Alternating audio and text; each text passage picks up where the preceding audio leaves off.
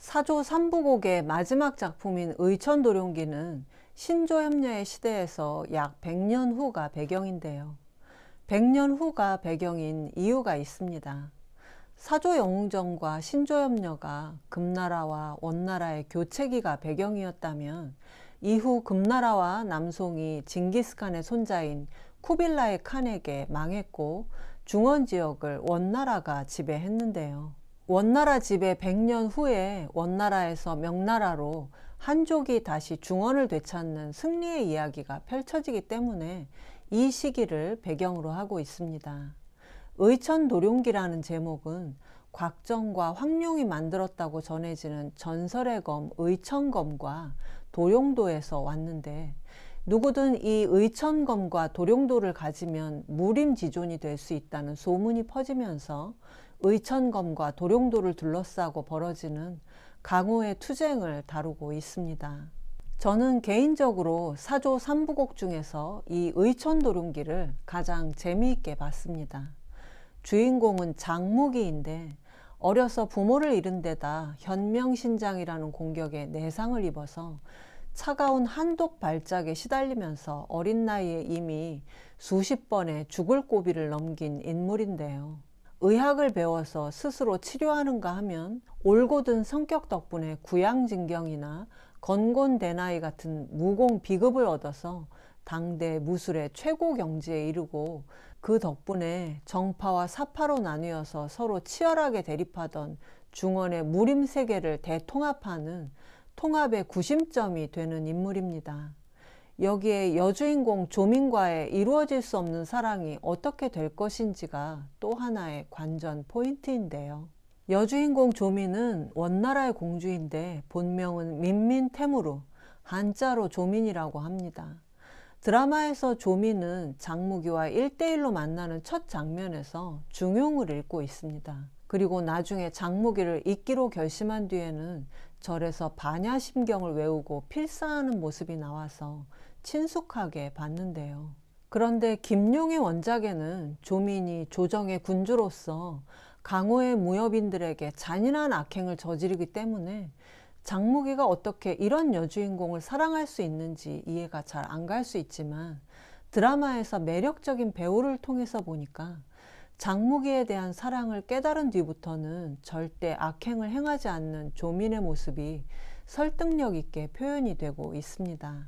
여기에 여러 캐릭터들의 부모 자식 간 갈등과 효의 이야기가 한 축을 이루고 있어서 무협 드라마인 동시에 연애 드라마와 가족 드라마의 요소까지 촘촘하고 설득력 있게 펼쳐져서 사조 삼부곡 중에 가장 완성도 있는 이야기라고 생각됩니다. 의천도룡기에서 제가 가장 인상 깊었던 부분은 바로 명교인데요. 작품 속에서 중원지역은 원나라의 지배하에 있었고, 강호의 무림은 그 세력이 정파와 사파로 크게 나뉘어 있었는데, 정통 수련법을 유지해온 소림파, 무당파, 아미파, 화산파, 공동파, 곤륜파, 이 6문파가 대표적인 명문정파였고, 그 외에 다양한 사파들이 나오는데 대표적인 사파가 바로 명교로 나옵니다. 명교는 실제로 당나라 때 페르시아에서 전파된 마니교를 한자로 명교라고 부른 건데요. 불교가 탄압을 받을 때 명교 역시 탄압을 받았고, 작품 속에서는 명문정파가 명교를 마교라고 부르면서 적대시하고 있습니다. 명교뿐 아니라 송나라 원나라 시대에는 굉장히 많은 외래 종교가 들어와서 성행했는데요. 대부분 복건성의 천주항을 통해 들어왔습니다. 바다 실크로드의 시작지면서 천하 제일항으로 불렸던 천주항을 통해 마니교는 물론 경교라고 불리는 네스토리우스교, 이슬람교와 유대교, 조로아스터교까지 전 세계의 종교가 이곳을 통해 들어왔는데요. 지금도 천주에는 초암이라고 하는 유일한 명교사원이 아직 남아있다고 합니다. 이 명교의 가르침에는 불교나 유교와 비슷한 부분이 있어서 많은 신도를 확보했다고 하는데요.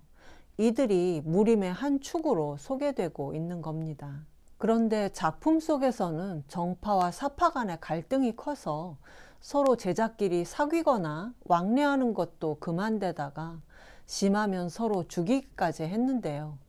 여기에 반지의 제왕의 절대 반지에 해당하는 도룡도가 나타나자 그 갈등이 극에 달했고, 정파의 6대 문파가 연합해서 명교의 본거지로 쳐들어와 전쟁이 벌어집니다. 그런데 이 과정에서 정파 연합의 공격을 멈추게 하고 명교를 보호한 사람이 바로 주인공인 장무기였습니다. 장무기의 아버지는 명문정파인 무당파였고, 어머니는 명교 계열의 사파에 속했기 때문에 장무기는 명문정파로 갈 수도 있었지만 결국 명교의 교주를 선택하는데요. 장무기는 정파와 사파를 연합하게 한 뒤 공동의 적인 원나라 조정의 군대와 싸우면서 자신이 그 전쟁을 총지휘합니다. 그런데 작품 속에서 소위 명문정파들은 역사와 정통 수련법이 있는 것 외에 특별히 도덕적인 모습을 보여주지 않습니다. 오히려 도룡도를 차지하기 위해 속물근성을 드러내는 데 비해 사파인 명교는 일부 간부들의 사악한 행위로 그 명성이 더럽혀지긴 했지만 가장 견결하게 원나라 조정과 싸워온 세력으로 묘사가 됩니다. 장무기 또한 어려서부터 마교를 가까이 하면 안 된다는 말을 들었지만 명교의 실체를 알고 나서는 기꺼이 명교의 교주가 되는 길을 선택했는데요.